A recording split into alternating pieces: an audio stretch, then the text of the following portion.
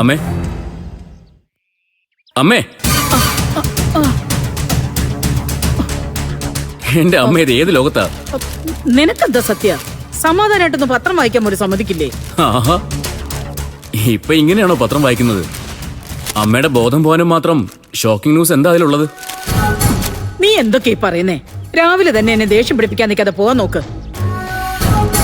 അല്ലെങ്കിൽ തന്നെ അമ്മയ്ക്ക് ഇപ്പൊ എന്തിലാ ദേഷ്യം ഇല്ലാത്തത്? ആ പത്രം തന്നെ ഞാനൊന്ന് നോക്കട്ടെ. ഞാൻ വായിച്ചു കഴിഞ്ഞില്ല സത്യ. അമ്മയ്ക്കൊരിടത്തും പോകാനൊന്നുമില്ലല്ലോ, അതുകൊണ്ട് സാവകാശം വായിച്ചാ മതി. എനിക്ക് ജോലിക്ക് പോകാനുള്ളതാ. ഓ, അപ്പൊ ഞാൻ പണം കൊടുക്കാത്തത് കൊണ്ട് പത്രം പോലും വായിക്കേണ്ടതാണോ നീ പറഞ്ഞു വരുന്നത്? എന്റെ പൊന്നമ്മേ, ഇങ്ങനെയൊക്കെ ചിന്തിക്കാൻ അമ്മയ്ക്ക് മാത്രമേ സാധിക്കൂ. അമ്മയെ കൂടുതൽ കഥയൊന്നും ഉണ്ടാക്കണ്ട. ആ പത്രം തന്നെ നോക്കട്ടെ.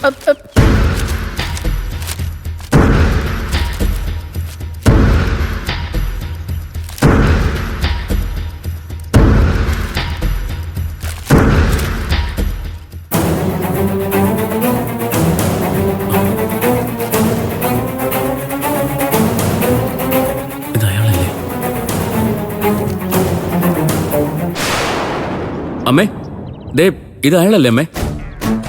ആര്? അമ്മ അന്ന് ഭ്രാന്തൻ എന്ന് പറഞ്ഞ ആളല്ലേ ഇത്? എനിക്കറിയില്ല.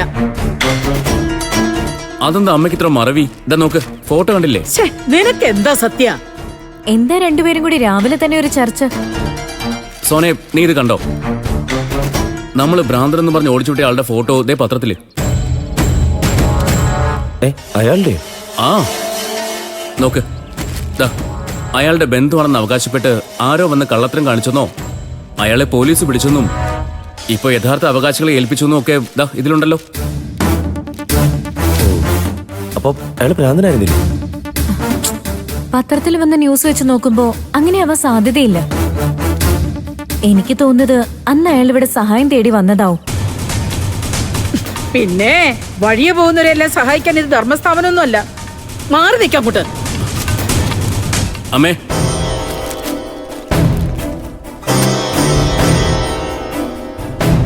അമ്മ ഈ പറയുന്നൊന്നും ശരിയല്ല. അമ്മയുടെ വാക്ക് കേട്ടാ ഞങ്ങൾ അയാളെ ഓടിച്ചത്. ആ അതെ, അയാളൊരു നല്ല മനുഷ്യനാവാനാ സാധ്യത. അയാള് നല്ല മനുഷ്യനൊന്നും അല്ല. അതെന്താ? അമ്മയ്ക്ക് ആ മനുഷ്യനെ പരിചയമുണ്ടോ?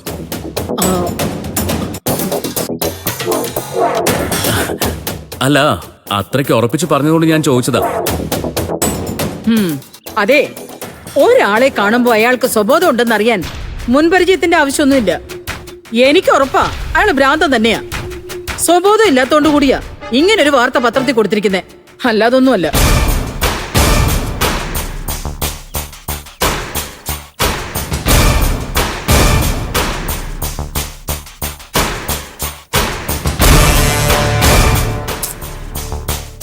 സത്യേട്ടാ, അമ്മയ്ക്ക് അയാളോട് എന്തോ ദേഷ്യമുള്ളത് പോലെയാണല്ലോ പെരുമാറുന്നത്. നമ്മുടെ അമ്മയ്ക്ക് ആരോടാ ദേഷ്യം ഇല്ലാത്തത്? അത് ശരിയാ. അമ്മയുടെ കണ്ണിൽ പെർഫെക്റ്റ് ആയിട്ടുള്ളത് അമ്മ മാത്രം. ഏതായാലും നമുക്ക് ഈ ന്യൂസ് നേട്ടനെ കാണിക്കണം. ആ മനുഷ്യൻ നമ്മളെ ചുറ്റിപ്പറ്റി നടക്കുന്നതിന് എന്തെങ്കിലും ഉദ്ദേശം ഉണ്ടോന്ന് അറിയണമല്ലോ. അതെ, നമുക്കിപ്പൊ തന്നെ കാണിക്കാം.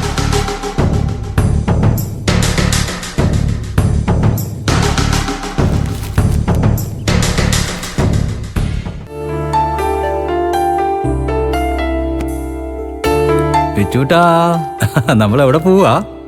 ഇന്ദ്രേട്ടാ, ഏട്ടനും ഏട്ടത്തെ എങ്ങോട്ടെങ്കിലും പോവാൻ ഇറങ്ങിയതാണോ?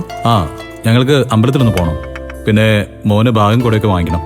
2 ദിവസം കഴിഞ്ഞാൽ സ്കൂൾ തുറക്കല്ലേ. ഇന്ദ്രേട്ടാ, പത്രത്തിലൊരു ന്യൂസ് കണ്ടു. ആ കാര്യം പറയാനാ ഞങ്ങളിപ്പോ ഇങ്ങോട്ട് വന്നത്. എന്ത് ന്യൂസ്? അന്ന് നമ്മൾ ടൂറ് പോയപ്പോഴേ കുഞ്ഞിനെടുക്കാമെന്ന ആളില്ലേ, അയാൾ ഇവിടെയും വന്നിരുന്നല്ലോ. ഇപ്പതേ അയാളുടെ പടവും ന്യൂസും പത്രത്തിലുണ്ട്. അല്ല, പത്രത്തിലോ? അതെ ഏട്ടത്തി, അയാള് ഹോസ്പിറ്റലിൽ അഡ്മിറ്റ് ആയിരുന്നു. അയാളുടെ ബന്ധുക്കളെ അന്വേഷിച്ചുള്ള വാർത്തയും വന്നിരുന്നു.